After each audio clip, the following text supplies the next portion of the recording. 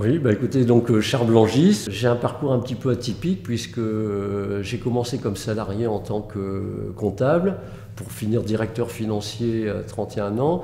Et ensuite, successivement, j'ai fait plusieurs métiers. J'ai été assureur, j'ai repris un cabinet d'assurance que j'ai cédé. Ensuite, au bout de 10 ans, ensuite j'ai créé un réseau d'agences immobilières qui s'appelait Blangissimo. J'avais 5 agences dans le Cambrésis et une dans le Valenciennois. Et ensuite, j'ai voulu un petit peu me lancer dans autre chose, dans le bricolage. J'ai eu l'opportunité de reprendre, suite au décès du dirigeant que je connaissais bien sur le Cateau-Cambrésis, ma première entreprise qui s'appelait l'entreprise Norail, qui était spécialisée dans le conditionnement et dans la distribution d'articles de quincaillerie au sens large. Et à partir de là, ça a été un grand parcours dans le groupe, puisque j'ai fondé le groupe CDE Blangis, qui m'a permis également de racheter plein d'autres sociétés. Mon parcours à la Chambre de commerce a débuté au précédent mandat, où j'étais conseiller technique, et Bruno Fontaine, lors de la réélection de la Chambre de commerce, m'a demandé voilà, de m'inscrire en tant qu'élu consulaire. Et donc j'ai été élu consulaire à ce mandat actuel. Et Bruno Fontaine m'a demandé avec Gauthier de prendre un peu la commission territoriale du Cambrésis, parce que on était de Valenciennes à Cambrai ou alors même dans l'Avesnois, la chambre de commerce est un peu éloignée, on va dire un petit peu, des entreprises et des commerçants. Donc il m'a demandé un petit peu d'être le relais pour le Cambrésis, afin d'être plus proche des commerçants, des PME, etc. et d'animer un petit peu ce territoire.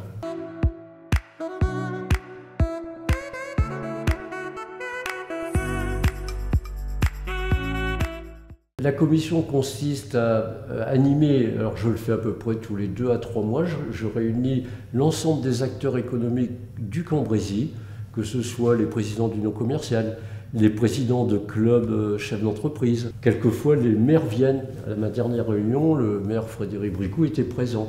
En vérité, j'invite tous les acteurs qui ont une relation avec l'économie sur le Cambrésis. Donc mon rôle, c'est un petit peu de leur dire tout ce que la Chambre de commerce, de leur communiquer, toute la Chambre de commerce peut leur apporter en matière d'appui et de soutien. Dans cette commission territoriale, j'ai des élus consulaires qui y participent. J'ai Annie-Claude Morizot qui est vice-présidente également et qui notamment s'occupe entre autres de REF 3, donc de tout ce qui touche un petit peu à l'écologie, etc. et l'environnement. On a Jean-François Sailly également qui fait partie élu consulaire du Cambrésis, donc ils sont là également pour apporter également leur soutien ou répondre aux questions quand ils sont en vis-à-vis avec des entreprises ou des commerçants, de pouvoir leur communiquer ce qui est le besoin qui est demandé.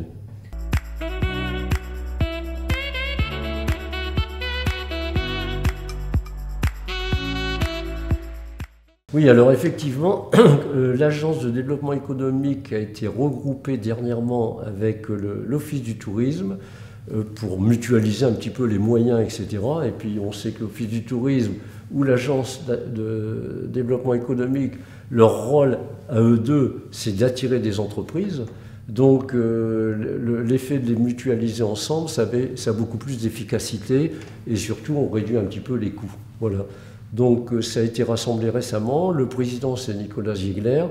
J'en fais toujours partie d'ailleurs avec Jean Béguin. On est dans le bureau de cette agence d'attractivité économique compte tenu de nos connaissances un petit peu du territoire et de l'entreprise.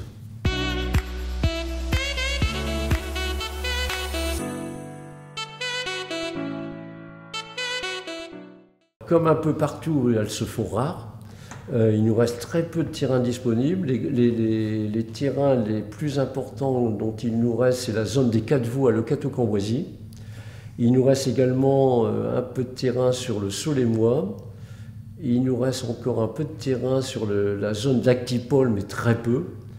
Et on a en près des petites zones, on va dire, de 5000 mètres carrés en terrain, dans la campagne rurale, un petit peu sur Bertry, sur Manières, voilà. Ici, sur le Cambrésis, les aménageurs sont les collectivités.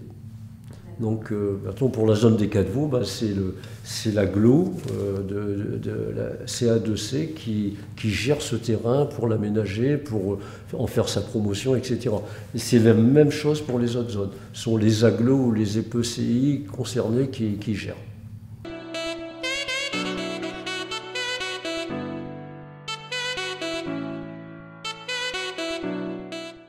Ce qui m'a marqué un petit peu, c'est quand j'étais donc président de l'agence de développement économique, qu'on a su attirer InnovaFeed, qui est maintenant d'une réputation mondiale, qui est une société qui fait de l'élevage de larves de mouches qui viennent du Mexique, si je me trompe. Ces larves-là sont nourries, séchées ensuite, et ensuite on les écrase, enfin ils sont pour nourrir tout ce qui est saumon, truite, etc.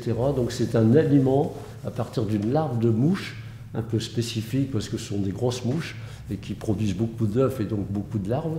Et donc c'est une société qui a réussi à lever un peu plus de 200 millions, une start-up qui a réussi à lever un peu plus de 200 millions d'euros auprès d'investisseurs, qui a une usine à Gouzeaucourt, avec des cadres et d'encadrement de haut niveau, ce sont des ingénieurs, etc. Et qui vient d'ouvrir une autre usine tellement le développement est fort au niveau et qu'il y a une demande très forte dans la Somme.